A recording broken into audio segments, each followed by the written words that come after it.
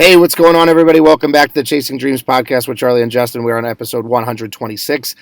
We are recording in Studio B on a terrible, well, not terrible, but miserable in terms of weather, rainy Saturday morning. Yep. Puts you in a little bit of a melancholy mind state to start the weekend, unfortunately.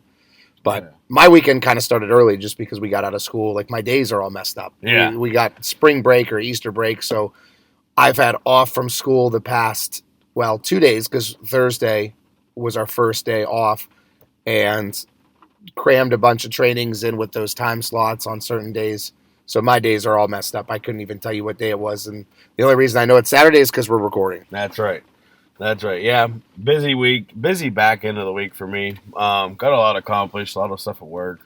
And then, on the quote-unquote microstead or homestead, whatever you want to call my little farming adventure. Got a lot of stuff done there. So, yeah, it's been a good week, though. Yeah, busy, like you said, and that obviously, everything in life is like a sliding scale. Yeah. So if you take away from some or add more to something, you're going to take away inevitably from something because ultimately you can look at a day as 24 hours and that's all that you're allocated, and you chop off a certain amount for sleep, you chop off a certain amount for eating and survivables, so to speak, and you're really left with not a whole lot of productive open time window that you can have, unfortunately. But that's like we talk about all the time as it comes down to building systems and efficiency. Being on your game. Which actually, not to change pace too much away from, weekly updates, but kind of that's what I've been leaning towards with my training for the summer. So it's mid-April, and that's the time when I start to schedule in things for the summer for my trainings. Everybody's schedules are a little bit chaotic during the summer, or a little bit more freelance, which provides a little bit more availability because kids aren't in school and my college kids are home, but it's a little bit more volatility, where it's like a little more like hectic in terms of when their availability is, because they'll have this, this week, or practices this week, or games this week, or whatever. So people are kind of all over the board on the summer. Yeah. But one thing I wanted to do is create a better system. So one of the things that I'm doing is with my training, a lot of it is, so generally my trainings, and we've talked about it before, generally my trainings last about an hour and a half, between an hour and an hour and a half. Yeah. So over an hour in most instances, where a decent chunk of that is allocated towards warming up and priming and mobility work and all these kind of like prerequisites that we have to go through, like preparedness for training. So a lot of that is very generalized in terms of we do the same warm-up every time. It's kind of like a full body warm-up, lasts about 20 minutes, 15 minutes, 25 minutes, depending on what the athlete feels is necessary. And then there's some individuality there where people who have certain injury histories are a little bit more diligent with certain areas of the body that they have to go through and warm up, which we discuss that, we show that, and then they kind of follow suit independently. So that's kind of a large chunk of the time is allocated specifically towards that. So what happens is if I have two people that I train and each is an hour and a half, typically trainings are supposed to be, when you sign up at the gym, it's supposed to be hour sessions. Well, that's 3 hours for two people because it's an hour and a half. So the way that I look at it is, if I have two people at an hour and a half, I can condense I'm missing a third person. So that's one other person that I'm not being able to train. So for someone who complains about not necessarily lack of efficiency, but lack of availability, because I don't have many time slots, that's an extra person I could fit in. So then how do you create a better system? Better system would be creating an atmosphere where people do their warm up independently. Yeah, they don't need me to oversee that. There doesn't need to be oversight there. So step one in creating a more efficient system for the summer would be telling athletes, hey, your scheduled time is going to be a half hour early than our actual training time. So I'll tell someone 9 o'clock, but that means that we start training at 9:30. Their 9 o'clock time is where they go in and do all their mobility work and their rehab work and their prerequisites to training on their own, because they know how to do that. They don't need me to be there and watch them warm up. And then, so again, like I said, if I do 2 people, hour and a half, that's 3 hours. Now I can fit in 3 people. Right. So every 3 hours, I'm fitting in an extra person. That's multiple 3-hour slots throughout the day, because I'm working, at least 12 hours at least 12 hours a day during the summer. You're gonna get what, 4? So that's 4 extra people. Yep. And that's just by scaling back training. Now, the second thing that I'm going to do is, where applicable, I'm going to start pairing people together. Yeah, have 2 people. I'm really, really big on not group training, because that's kind of a misnomer, because it's not like large group training. But there's no lack of attention to detail or individuality when I have 2 or 3 people at a time. Right. So sometimes that's a hard sale, because you'll explain to parents, hey, your kid's going to be working with someone else. And understandably so, there may be the mentality of, well, I want individualized instruction because I'm paying for my kid one-on-one, where I have to show them that there is zero loss of individuality. There is zero loss of attention to detail on my end. But then also there's benefits there, in the sense that they're a little bit more competition. The atmosphere is better. The dialogue is better, stuff like that. Accountability is better, because I have another person. If I have a group of 2 athletes, not only do they have my eye, but they have the other athlete's eye, attention to detail and stuff like that. So I kind of have a plan in place for the summer, where we're going to have a little bit more of an efficient system going forward. So I was wondering if you were going to do that, because it makes sense. If you have, I mean, just from what I can see of your clientele, from like what you post, you have 15 softball players and 20 volleyball players and 20 baseball players. Like, why not have them in breakout sessions where they're warming up together, while you're finishing the previous, time slot, and then they're ready to rock. So like they get familiar with each other and know what to look for on each other too, like to keep push each other. You're almost building little groups like what we have. Yeah, that's the biggest thing, is teaching, feed a man, or give a man a fish, feed him for a day, teach a man a fish, feed him for a lifetime. I try to foster independence in these kids, to where they are capable of doing these things at home, doing these things on their own. Absolutely. Because if they train with me once or twice a week, ideally from a strength training perspective, you'd like that to 3 or 4 sessions a week, depending on total volume of athletic output. So depending on if they're in season, out of season, that sort of thing. But I'd like them to do this stuff on their own too. Yeah. So one of the best ways I can do that is to teach what we're doing, and not just show what we're doing. And like, I have to actually explain in detail how to do it, how to execute, what we're looking for, why we're doing it. And then in turn, that works for full circle, where they're going to my other athletes, especially the older ones to the younger ones, where it's kind of like a mentorship role, where if I have a group session, I'll get a lot of feedback, or be able to give a lot of feedback to the younger athletes, but it's not me doing it. It's some of the older kids that see something that's a little bit off, and they'll go over and explain to them.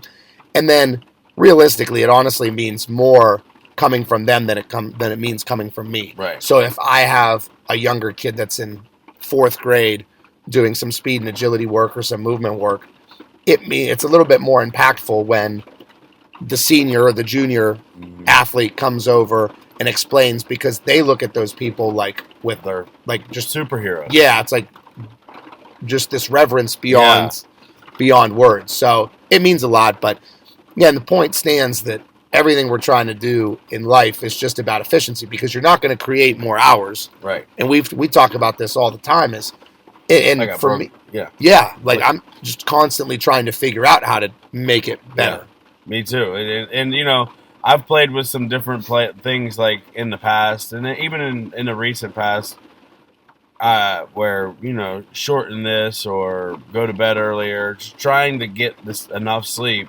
Because my philosophy on this is, that's one of the biggest reasons I train in the morning. Yeah, is I'm very busy in my life, so I work a pretty busy job. I have a busy family, and my home life in general is busy because of all the things that I add in. Yeah. So I can't take time away in the day. I have to take time away in the night. So I almost have to add hours to the day by not sleeping as much. Well, and that's again where the sliding scale comes in. If you have more hours, something has to be taken away. Right. So for me, that's kind of where I was at with training athletes. Is I keep getting more and more people, which is awesome. But essentially, what it becomes is I'm exchanging time for money. Yeah. Where in an ideal scenario, I'm not allocating any more time to something or away from something. I'm just collecting more money. Right. Like, who wouldn't like a job where you're making more money doing the same amount of work, or same amount of work in terms of hours dedicated? Yeah, absolutely. So because there's always going to become a point where that 24-hour window is exhausted, and you can't add any more in there. No pun intended with the exhaustion, because I'm a guilty party of, and I'm the biggest offender of this. Ironically, I'm constantly preaching is the importance of sleep. Yeah. Where one of the things that has to get taken away is sleep on my end. And I know that, and I noticed that there's a little bit of irony in that as well, where I try to be more productive, so I sleep less. Yeah. But that takes away productivity because my pace is slower, my energy's lower, all that sort of thing. So that needs to become, we talk about this in the past, is the non-negotiables. Yeah. One of my non-negotiables that I need to get back to creating as such is going to be sleep, for sure. And do you have a set point of what you know you need to have? Like, because I know that science says 8 hours or 6 hours or, you know, these things, especially because I know you do a much better job at sleeping than I do. Like with the glasses you wear and, you know, the blue light and all that stuff that you do. Yeah, man. So that's one thing is I try to focus on quality first. Yeah. Because if I don't get the quantity, at least I'll get the quality of sleep. Right. So if I only get 5 hours, at least the 5 hours I get is maximized. Right. In terms of my sleep environment, in terms of what I'm doing before bed, restfulness, all that stuff. So I really don't have like a set number because it seems like it just depends. Obviously, there's a correlation where I can definitively tell you that the more I sleep, the better I feel. Yeah. Like, I know that some people have an interesting threshold where if they sleep too much, they feel like crap. Yeah. And that's even a pretty low number for most people. Yeah. Like, if your body is used to doing 5 hours, there's almost like a physiological adjustment where your body is used to 5 hours. If you sleep the recommended 8, 9, whatever. That's me. Then you feel like crap. Yeah. So there's individuality there.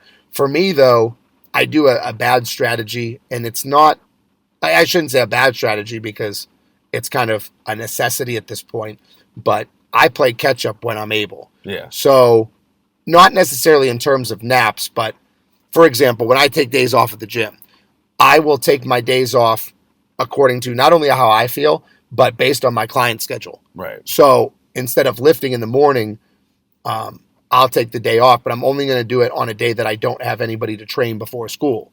Because if I'm going to take the day off and rest my body, I would like to catch up on some extra sleep as well. Yeah. Likewise on the weekends. Like if I get some stuff done on a Saturday or Sunday pretty early, I'll kind of play catch up and I'll take a 4 p.m. nap. Yeah. And that 4 p.m. nap will last me till about 10 o'clock at night. I'll wake up for a little bit and then go back to sleep. So I'll have this huge chunk of sleep on a weekend potentially. That's probably hyperly beneficial, I would imagine. It is. Again, it's not ideal or optimal, but it's kind of where I'm left. You feel, I'm sure that, you know, after going as hard as you do for weeks on end, I'm sure when you get those, like a day or two later, you're like, wow, that really did work. It's almost like the sleep version of the diet, like the binging and purging. Yeah. Where I starve myself of sleep for a week and then just like completely go all out and purge, and I feel a little bit better, and then repeat the cycle. Mm-hmm. I'm very good at knowing too, and I think I've talked about this before. I've been getting really good at knowing when's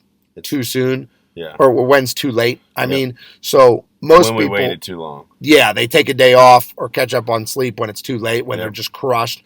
I know it's coming the day before. Yeah. I always know, and usually it'll be like, "Hey guys, I think I'm going to take off tomorrow. I'm getting to that point now." Usually I feel it during the workout. Yeah. Where I'm like, oh man, tomorrow's got to be an off day because tomorrow's going to suck. Today I'm starting to slow down a little bit. I can already tell. Mm-hmm. So I'm usually pretty good at seeing it too, like having that foresight. But Like today, I hit the wall today. Yeah. I thought that was gonna be good, and I woke up this morning and it was like not good, not good. Need to take a day.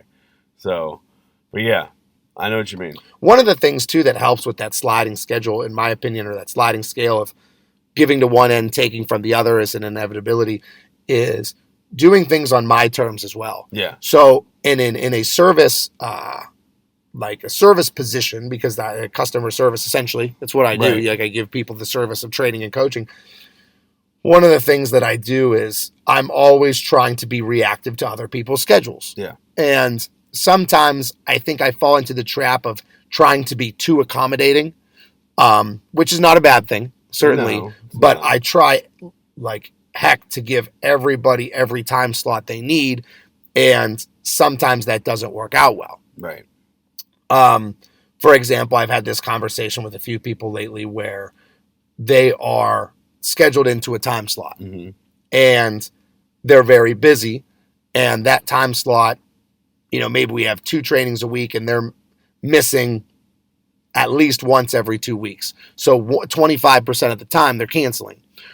Well, I've been pretty good at having conversations with those people and saying, listen, let's do this on a week-to-week basis. Right. So I need to give this time slot for someone that's actually going to use it every day. What I'll do with you is I will just text you every week, see what you have available this week, and kind of go from there. So your time is going to change, because not only does that lose money on my end, because now I'm sitting at the gym with a half hour or an hour and a half window that I'm just sitting there waiting for the next person to come in. That takes time away from sleep, because I could have bumped everybody up potentially, or so I would either have had more money, I would have had more sleep, or, which is goes along with the more money thing, is I would have had someone else in that slot. Right. So like I had a girl, one of my college athletes, who was setting up training for the summer, and she goes to Florida a lot. Her family has a beach house in Florida, and she was saying that she wants to schedule in, but she's not exactly sure what her consistency will be like. Said the same thing to her. I said, well, let's do this. I'll be able to fit you in every week. Yeah, there's zero question about that. Let's just go week to week. Every Sunday, I'll text you and say, hey, what do you got this week? Are you guys in Florida? What day are you leaving? When are you going to be back? Let's go Tuesday and Wednesday this week. Let's go Monday, Thursday this week, whatever. Yeah. So one of the things that's helped me is doing a little bit more on my end, or a little bit gearing things towards my schedule and not as much everybody else's. Now, obviously, there's going to have to be some give and take there as well. Yeah. But I just want to make sure that I don't, because to be fair, the more I accommodate some or try to be accommodating of people's schedules, the more I screw up others' schedules. Because then I'll try to move people around and it just becomes like a domino effect. I get it. I do. I understand. So you like block out certain amounts of time for people that are going to be there every week. Like they have their spots blockaded. Yes. And then you're basically just filling in the puzzle pieces with the people that you're calling on Sunday. Correct. Yep. That makes sense. Yep. And then the thing that I used to do is I used to leave weekends open for reschedules. Yeah. So I would leave Saturdays and Sunday open for someone who had a game, or someone who had practice, or someone who was out of town, or had to go to a funeral, or all these things that life throws at you. It was always, okay, well, hey, Charlie, I got this on Tuesday. I'm not going to be able to make training. And then Thursday, I got this. Could we do the weekend because you have it open? Sure. Well, fortunately or unfortunately, depending on how you look at it, weekends are now also filled to a degree. So it's needs to have some scheduling work on my end. And really, it boils down to just being a good communicator, to be fair. No, I agree. I like that, though. I mean, and you do well at it. I mean, we were around, like, especially us that train with you. We see like how busy and how orchestrated it is. Well, it's like, it's the cliche, the organized chaos. Yeah. Like it looks like chaos. And it's like the oil field. Yeah, for sure. So, hey man, I think that's a good spot to close up for a commercial break. So let's go to a quick commercial break and then give some training updates when we come back. As listeners of the Chasing Dreams podcast, we know that you demand the highest quality at all times. If you're interested in quality, look no further than Beast Mode Baking. Beast Mode Baking aims to bring the highest quality, creative, and of course delicious baked goods to your home with nationwide shipping. All orders need to be pre-ordered to ensure they're packed fresh and shipped out to you as soon as possible. Beast Mode Baking offers a flat rate of $15 for shipping due to the size and weight of the cookies and doughs. So if you're interested in Beast Mode Baking, please contact CEO Shannon Knorr. That's at SKNORR13 on Instagram and order your delicious baked goods today, because every time you support them, you're supporting the podcast as well. And we're back from our commercial break. All right, Justin, prior to the break, said we were going to go through some training updates. Briefly touched on it to start the episode. Not a lot on your end, been super busy. My end has been pretty routine and mundane. One of the things that I would provide the listeners with a little bit of insight in my life is I have gone, let's see, today's Saturday. I have gone 1 week officially without any fast food, which for me is a win. Oh. So my cheat meals, I get allocated like some free meals. Austin, my coach who I work with, is always under the understanding that I know what my body needs, and some cheat meals with somewhat regularity are very beneficial for me just because of calorie intake. Right. So I'm able to take in more calories, which are desperately needed for someone who's trying to gain weight. So it's a little bit of a brief calorie push for me. That's not justification and rationalization for me to eat like crap. That's just, it is what it is. Yeah. So usually what I do is I'm a big fast food guy. So I'm not too big on sweets. Like I like sweets, but like cookies, cupcakes, muffins, donuts, like all that stuff, baked goods. That is something that I like, but I never really crave or need. Yeah. Like I've never had the need for cookies or sweets or candy or chocolate or anything like that. If I had the ideal cheat meal, like if all food was created equal and everything was of equal benefit to your health, I'd probably eat nothing but drive-through burgers and fries. Yep. Like that and pizza. Like that would be my go in Taco Bell. So I made the conscientious decision that I'm no longer going to do that because, number one, it's wasting money that I don't need to spend. Even if it's cheap, it accumulates. And number two is how you do something is how you do everything. Right. So I pride myself on doing a lot of things very, very well, like my training and my coaching and my lifting. But I need to do everything like that. Every aspect of my life needs to be. So if I have a, quote, cheat meal, I can still get into a calorie surplus higher than what I would normally get, but do so a little more cleanly. So I haven't had any, quote, bad food in 1 week since last Friday. So I started on Saturday. Today's Saturday. Now, I need to like quantify this or at least annotate this by explaining to people that I don't eat like crap. Right. Like when I say, oh, I'm going through no fast food, that's like something that was happening once a frequency, yeah, but also a rarity. Yeah, like once or twice a week. Like it's not like it was a bad thing, but I also, all these things I do for my health, for my nutrition, like I don't want to be eating raw organs for all the health benefits. And then a couple hours later, exactly. When you were saying that, what I was thinking in my head. Like that's the reason I don't like. My birthday was last week. My wife asked me if I wanted birthday cake, and I was like, "Of course, I'd like to have some birthday cake, but are we gonna eat it? You guys might. I'm not. I'm not eating organ meat. I'm not eating good quality.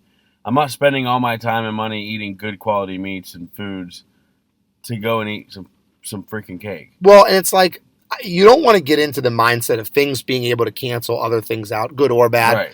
Because I think what happens is eventually you get to the point where you start to justify steps backwards because you can take additional steps forwards. Yeah. So I see that all the time where people say, oh, well, I'm going to eat like crap this weekend, but I'll just, quote, cancel it out by doing more cardio next week. Right. And that turns into a very unhealthy relationship with food or with your training where you're just trying to offset bad habits, which is not what we want to do.